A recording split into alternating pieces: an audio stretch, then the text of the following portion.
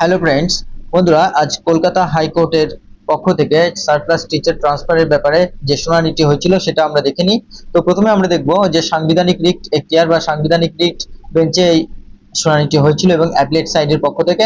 আর ক্রমিক সংখ্যা ছিল 1 থেকে 5 সিরিয়াল নাম্বার এবং কোর্ট নম্বর ছিল 14 আর তারিখ ছিল 5 আগস্ট অর্থাৎ আজকের দিনে।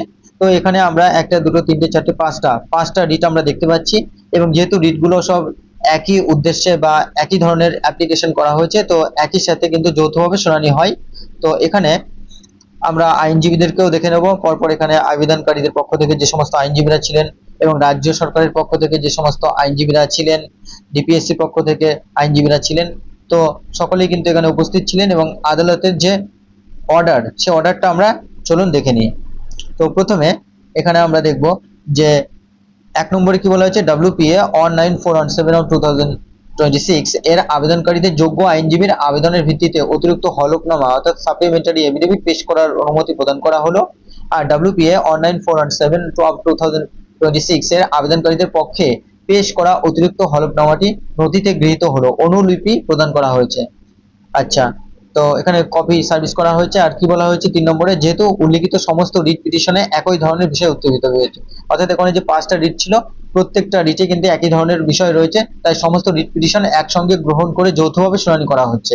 4 নম্বরে, শূন্য তালিকাভুক্ত অর্থাৎ জিরো এনরোলমেন্ট বিদ্যালয়গুলি থেকে যে উদ্বৃত্ত শিক্ষক বা সারপ্লাস টিচার ও শিক্ষাকর্মীদের চিহ্নিতকরণ ও বদলি এবং বদলির মাধ্যমে শিক্ষক ও শিক্ষাকর্মীদের পুনর্বিন্যাস বা যুক্তিসঙ্গতকরণের অর্থাৎ রেশনালাইজেশনের যে উদ্দেশ্যে রাজ্য প্রশাসনের গৃহীত যে স্ট্যান্ডার্ড অপারেটিং প্রসিডিওর বা এসওপি কে চ্যালেঞ্জ জানিয়ে এই রিট পিটিশনগুলি দায়ের করা হয়েছে।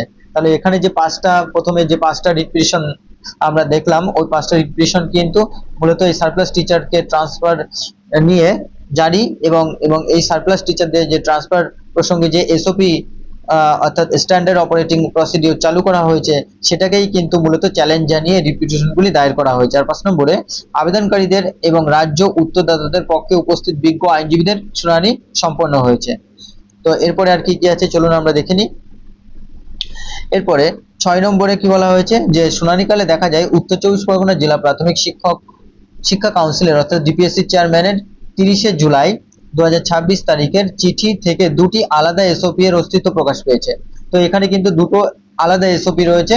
রাজ্য কর্তৃপক্ষ ঠিক কোন এসওপিটি গ্রহণ করছে সে বিষয়ে স্পষ্টীকরণের জন্য রাজ্য আদালতের রাজ্য উত্তরদাতাদের আইনজীবীদের সঠিক নির্দেশাবলী গ্রহণ করে পরবর্তী শুনানির তারিখে আদালতকে অবহিত করার অনুরোধ করা হচ্ছে। তো যেহেতু এখানে দুটো এসওপি রয়েছে, তো সঠিক কোন এসওপির কে বেস্ট করে অর্থাৎ ভিত্তি করে এই ট্রান্সফার প্রক্রিয়া তারা চালু করবে বা চালু করতে চলেছে, তো সেটা কিন্তু আদালতকে স্পষ্ট করে জানাতে হবে। আর 7 নম্বরে কি হচ্ছে, পরিলক্ষিত হয় যে নদিয়া বীরভূমের মতো কিছু জেলায় বদলির আবেদন জমার শেষ তারিখ পেরিয়ে গেছে এবং উত্তর 24 পরগনা জেলায় কনিষ্ঠ শিক্ষকদের বদলির আবেদন সংগ্রহের শেষ তারিখ কিন্তু 6 আগস্ট 2026। আর 8 নম্বরে কি বলা হয়েছে, যে সেই অনুসারে অর্থাৎ সেই এসওপি বা সেই অনুসারে জেলা প্রাথমিক শিক্ষা কাউন্সিলকে অর্থাৎ ডিপিএসসি কে একটি সংশোধনী বা চিঠির মাধ্যমে এসওপি অনুসারে বদলি আবেদন জমা দেওয়ার শেষ তারিখ 13 আগস্ট 2026 পর্যন্ত বৃদ্ধি করার নির্দেশ দেওয়া হচ্ছে। তাহলে এখানে কিন্তু 13 আগস্ট পর্যন্ত ডেট বাড়ানো হলো। যারা সারপ্লাস টিচার যারা তাদের বিভিন্ন ধরনের যে সারপ্লাস টিচার বদলি হওয়ার তাদের যে সমস্ত কাগজপত্র বা তারা যেখানে চুজ করবেন যে সমস্ত স্কুলগুলি, সেটা কিন্তু 13 আগস্ট পর্যন্ত বৃদ্ধি করার কথা বলা হচ্ছে। আর সঙ্গে সঙ্গে এসওপিও কিন্তু তাদের সঠিক কোনটি সেটি কিন্তু গ্রহণ করার কথাও বলা হচ্ছে তার আগের মতো। তো 9 কি বলা হচ্ছে, ইতিমধ্যে এসওপি অনুযায়ী তথ্য সংগ্রহের প্রক্রিয়া অব্যাহত থাকবে। তো এর মধ্যে কিন্তু অর্থাৎ এই 13 আগস্ট পর্যন্ত কিন্তু সমস্ত তথ্য সংগ্রহের প্রক্রিয়া যেগুলো সেগুলো কিন্তু চলতে থাকবে, তবে এই তথ্যের ভিত্তিতে চূড়ান্ত আদেশ 13 আগস্ট 2026 তারিখ পর্যন্ত জারি করা যাবে না। তবে এই তথ্য সংগ্রহ করলে কি তারা কিন্তু এই 13 আগস্ট কিন্তু এই 13 আগস্টের মধ্যে তারা কিন্তু কোনো ধরনের অর্ডার জারি করতে পারবে না, আর কিন্তু তারা তথ্য সংগ্রহ করতে পারবে। এটিও স্পষ্ট করা হচ্ছে যে এই নির্দেশটি কেবল প্রাথমিক বিদ্যালয়গুলির জন্য প্রযোজ্য ও সীমাবদ্ধ থাকবে, এগুলো শুধুমাত্র প্রাইমারি স্কুলের জন্যই। আর রাজ্য উত্তরদাতাদের 11 আগস্ট 2026 তারিখের মধ্যে উত্তর হলফনামা এফিডেভিট ইন অপোজিশন, তাহলে তাদের যদি কোনো এফিডেভিট জমা দেওয়ার থাকে তো তাদের কিন্তু 11 আগস্টের মধ্যে এই কোর্টে আবার দাখিল করতে হবে। আর তাদের এই এফিডেভিটের ভিত্তিতে যদি যে উক্ত হলফনামার অগ্রিম অনুলিপি সংশ্লিষ্ট রিট পিটিশন আইনজীবীদের প্রদান করতে হবে। অর্থাৎ যে সমস্ত 5টি রিট হয়েছে তাদের যে আইনজীবী রয়েছে তাদেরকে এই এফিডেভিট প্রদান করতে হবে। তার রিপ্লে যদি তাদের কাছে থাকে তবে 12ই আগস্টের মধ্যে কিন্তু আবার তারা জমা করবে এগুলো। আর মামলাগুলি 12ই আগস্ট 2026 তারিখে পরবর্তী শুনানির জন্য আবার তালিকাভুক্ত হবে। তো আমরা দেখতে পাচ্ছি এখানে বিচারপতি ছিলেন কে, বিভাস পটনায়ক, এবং তিনি 14 নম্বর কোর্টে বসেন।